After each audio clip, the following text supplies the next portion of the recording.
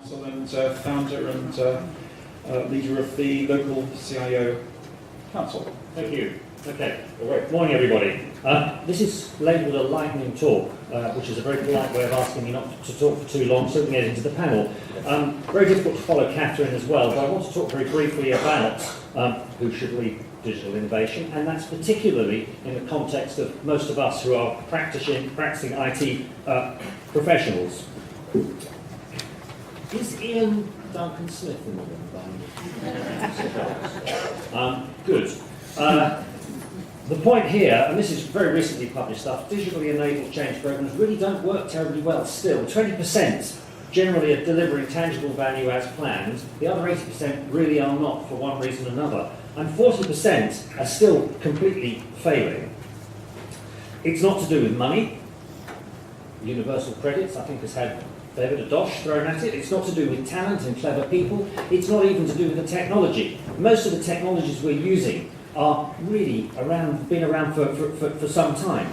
It's much more to do with how we choose to lead and the style of leadership. So I've been asking some Socitm colleagues that I know, as well as people at work, people in the private sector, what does it take to be a digital leader? This picks up on some of the things that Catherine has spoken about. These are the things that have been mentioned to me.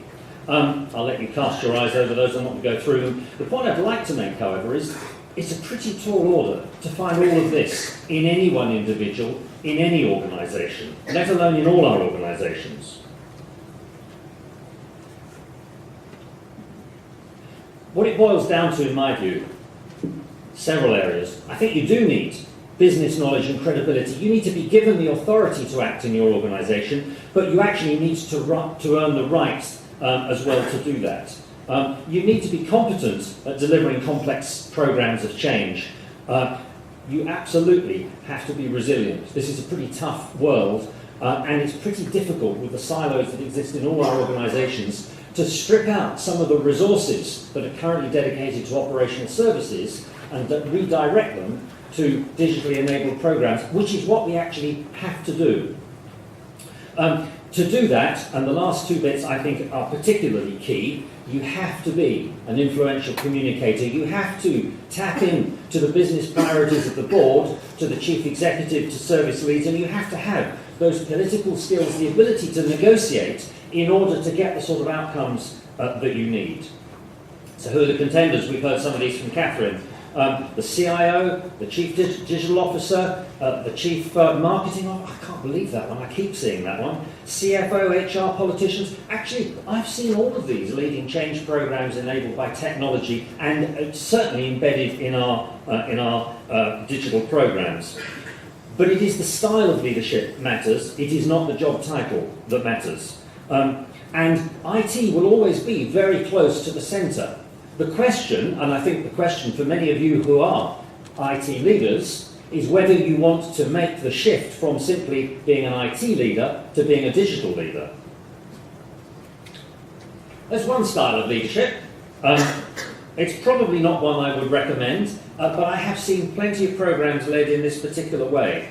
He did have some advantages, of course. He had an awful lot of power and authority to act. His negotiation skills probably weren't too finely tuned. And cultural change was probably not his forte. My point is a serious one, however. This style of management and leadership definitely does not work in the context of digital programs that have to be collaborative. Hannibal is a slightly better example, but even here there were a lot of casualties along the way, and he had an awful lot of resources, well, particularly elephants. And although we do seem to have a lot of elephants, most of them are in the room and are not actually helping us deliver the programme. There is one salient point, though, about this that I wouldn't want to lose, and that is that the impossible is often untried. There are an awful lot of people that don't believe digital programmes can succeed, and they can point to plenty of examples. But very often, you can actually achieve something that looks impossible if you set it up right. Why does it always hurt when I put this picture up? The reason it hurts is this is how we are seen, whether we like it or not. And this is probably not going to be the organisation's first choice as a digital leader.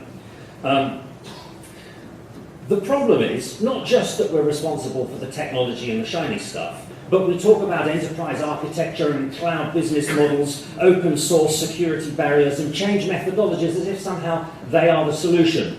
They're not. They're in the toolkit, but they are definitely not the solution.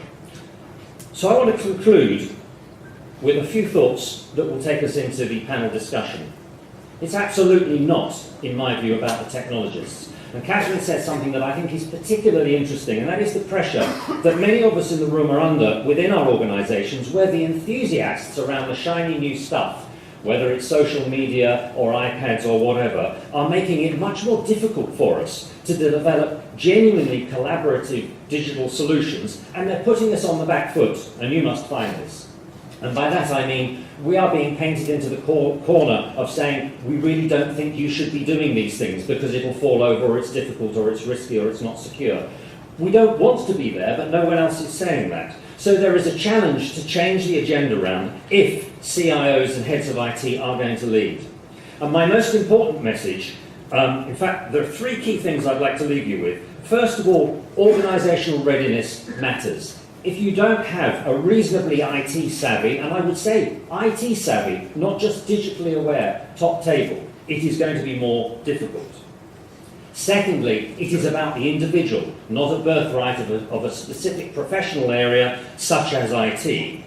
And lastly, and in conflict, it's actually not about the individual leader, it's about how that individual can actually undertake co-production and joint collaborative working and distributed leadership. And that is a tricky thing to forge, but it does mean that change can then be led through others. And I think a digital leader does earn the authority to facilitate that cultural change which is so important and address those silos that we all love and hate, the old ways of working, because of the style that they adopt, their internal credibility, and in particular the affinity that we have with organisational priorities. If those things are lacking, then it becomes very, very difficult to deliver the sort of change that we're talking about. Thank you.